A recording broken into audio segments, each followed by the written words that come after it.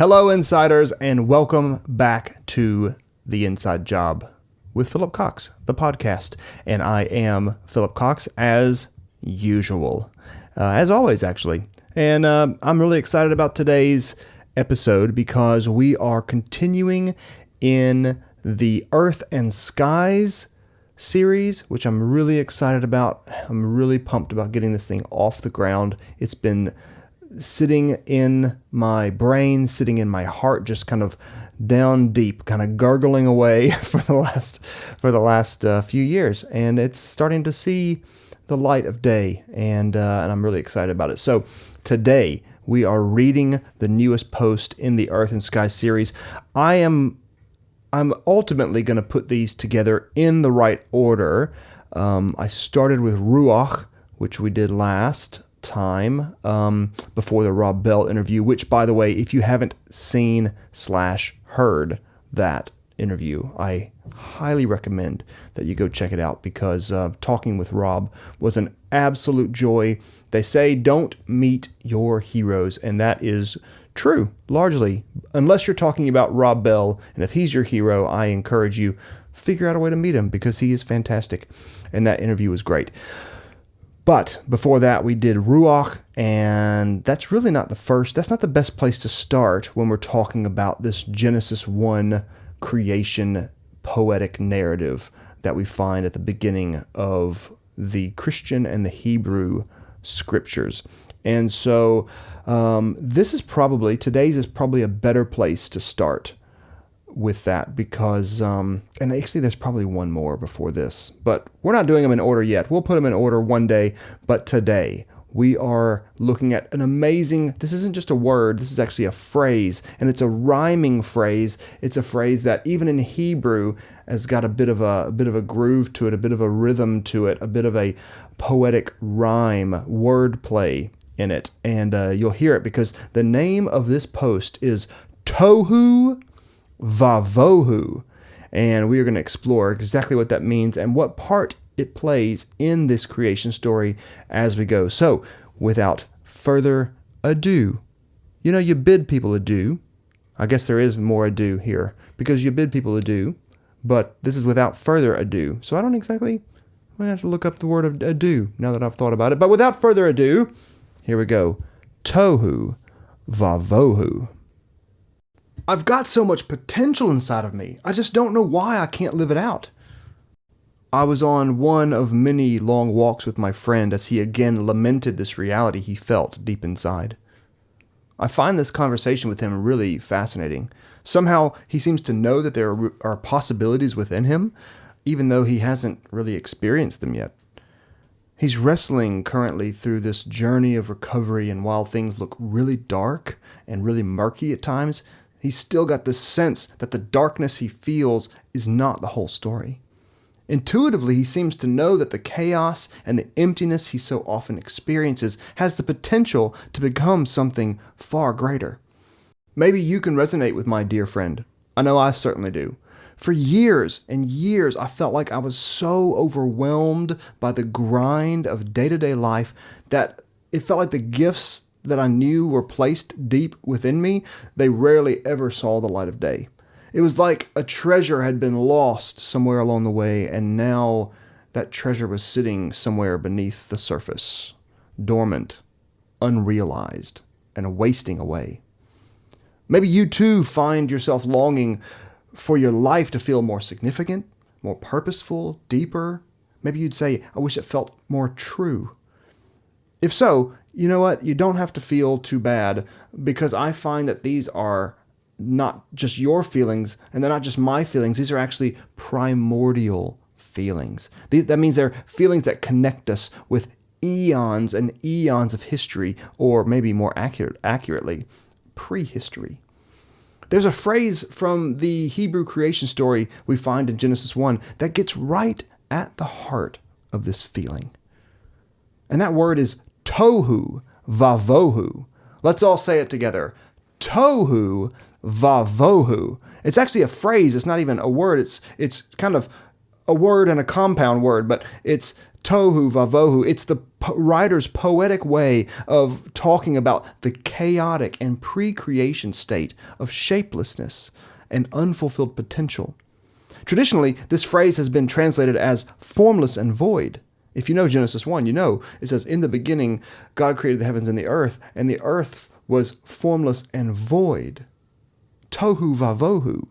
But scholars who often try to attempt and honor the poetic nature of this narrative have translated it as welter and waste, or confusion and chaos. Now, they're honoring that rhyming pattern because you hear it in tohu, vaVohu, welter and waste, confusion and chaos. But as much as great as those are, I have to admit that I'm kind of partial to my own translation of tohu, vaVohu, which is a wild and watery wasteland.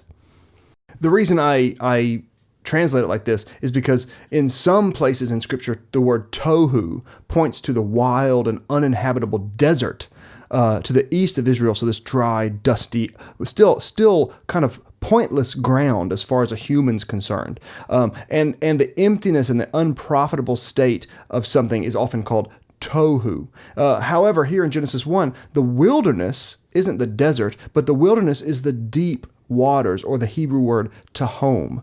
Also in Hebrew, the word tahom is only one letter different from tohu. And so while they come from two different roots, they theologically and thematically and poetically, they kind of overlap and have this connection. So tohu is a formless, chaotic wasteland, and tahom is a watery chaos. So because of that little nerdy aside there, I say it's a wild and watery wasteland.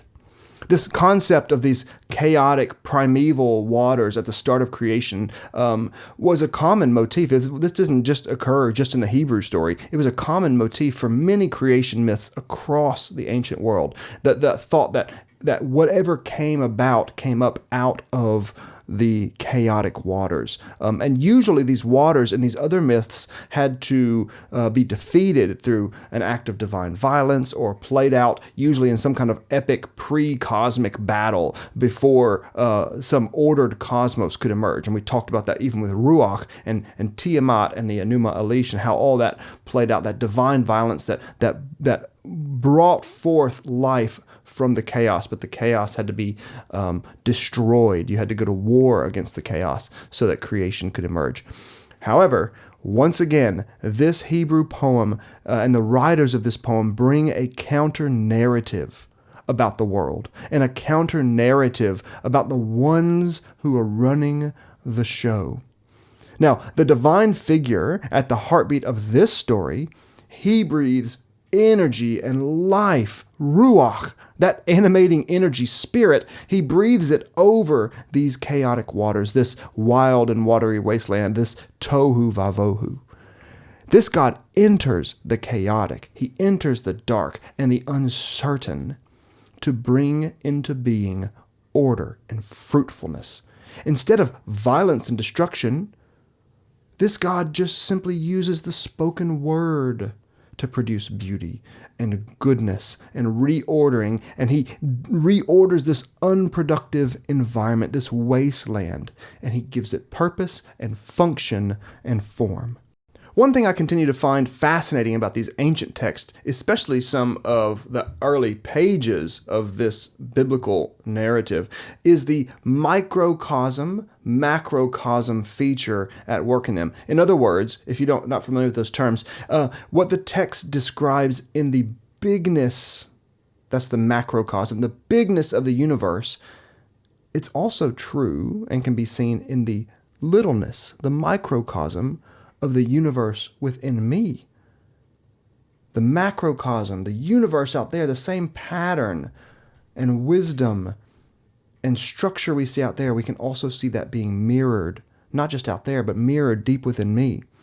And that's how these texts work. What was true of the universe also became true of the Garden of Eden, which also became true of the people of Israel, which also became true of the tabernacle and the temple. It's this macrocosm, big scale, microcosm, little scale. And you can see it with the universe, and you can also see it within me. So God speaks into the formless and the desolate landscape and begins to shape it, to order it, and to bring out the potential that's yet to be realized. And that same is true within me. And the same can be true for my dear friend that I was on that walk with, and the same can be true for you. And I really mean this, that I write, God forbid that this be another trite thought or another lofty ideal, because that is not going to help us, just to have another ideal that is out of reach, or just some trite thought that doesn't actually get grounded in reality. My story, my personal story, contains many painful seasons. And if you heard that interview with Rob, I kind of start the whole thing telling about this big season that Susan and I walked through together.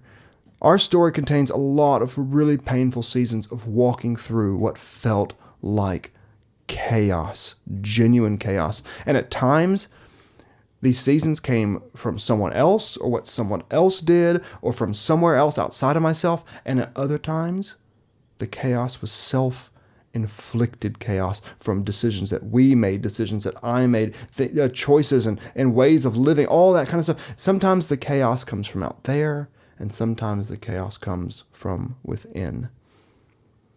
And I found that sometimes there were things outside of myself that I could order and that needed ordering. Things as complex as confronting really hurtful or dysfunctional relationships and confronting those and dealing with those and having those hard conversations, and that the boundaries inside of that relationships. And we're going to talk about boundaries in another post, but those boundaries needed to be reordered.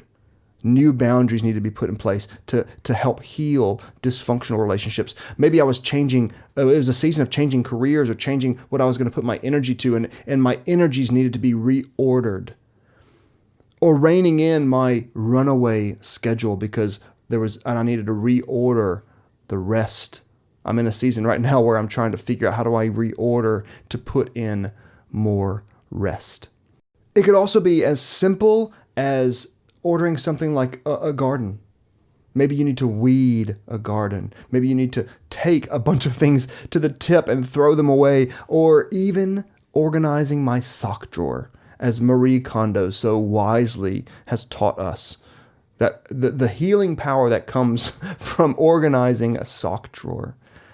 That touches on our idea of ritual too. These mundane tasks that represent and stand for something else. How do I bring order to the chaos of my sock drawer? Somehow heals me deep inside of the places that I need, and it inspires me to heal areas that need to be healed on the bigger. If I can order a sock drawer, maybe I can begin to take order of other things in my life. And then, in some of my most difficult times, I realized the issue wasn't actually in the world out there, but it was a need to bring order to the disordered cosmos of my soul. And in those moments, it was really clear to me that a profound inner reordering needed to take place if I was going to be able to move forward towards something good and something true. And it's important to say that creation from chaos isn't a one-time event, but it invites us into this to enter into a universal pattern, something that's true across the ages. It didn't just happen one time. Creation is constantly happening. And with each new day, we are given this opportunity to reenact this ancient creation story, to take the chaotic moments and thoughts and feelings of our surroundings and begin to reorder them in such a way that freedom, peace, joy, hope can begin to return to our hearts again.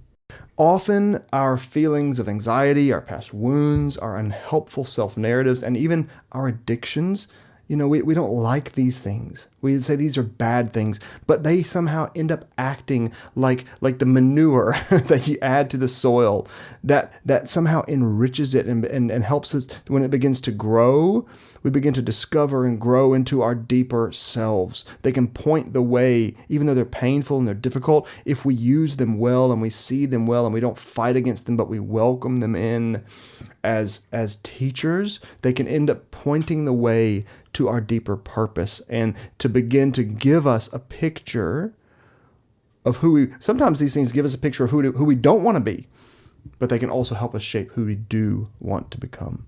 The God at work in this creation story claims that he can gather up the most broken and fractured pieces of our lives and redeem them, taking them, reforming them into something beautiful that's beneficial, not just for us, but that's beneficial to the world. And that's our classic spiritual formation quote right there from Robert Mulholland: being formed into the image of Christ for the sake of others, for the sake of the world. That's what he does in this creation story. He doesn't just create a garden that is self-serving. He creates one that's of benefit to the humans, of benefit to the plants, of benefit to the animals, and says, go and spread it out. Spread this Eden out into the rest of the world. So my encouragement is that you would not be too discouraged, too downtrodden, that's a good word, downtrodden by what feels like a wild and watery wasteland in your life. It's possible that these places of chaos and unfulfilled potential that you find in your work, in your relationships, maybe even the physical spaces around you, even though they're painful, they're uncomfortable, but maybe there's an invitation there, and you can begin to simply start reordering some things so that the possibility for new creation can emerge. Maybe you would also benefit from implementing some new rituals in your day. Go back to those early episodes. The audio is not great, but you can go back to those early days of ritual and listen back to how you can put new rituals in your day. Begin claiming and reclaiming activities and moments previously that have been ignored or we thought were too mundane, it's not important. Those are time wasters. Learn to reclaim those moments, reclaim those activities, the driving, the filling up with fuel, the drinking the water, the taking your kids to school, all the washing the dishes, all of those things. Creating a spreadsheet. Man, you talk about creating order from chaos. There's nothing that creates better order from chaos than a good spreadsheet. And I'm not a big spreadsheet guy, and thank God for those of you out there who can create a good. My dad's a great spreadsheet creator. He takes the chaos of numbers and ideas and formulas and figures, and he puts them in a spreadsheet, and all of a sudden, wow, it brings clarity and meaning, and it's amazing. It's amazing.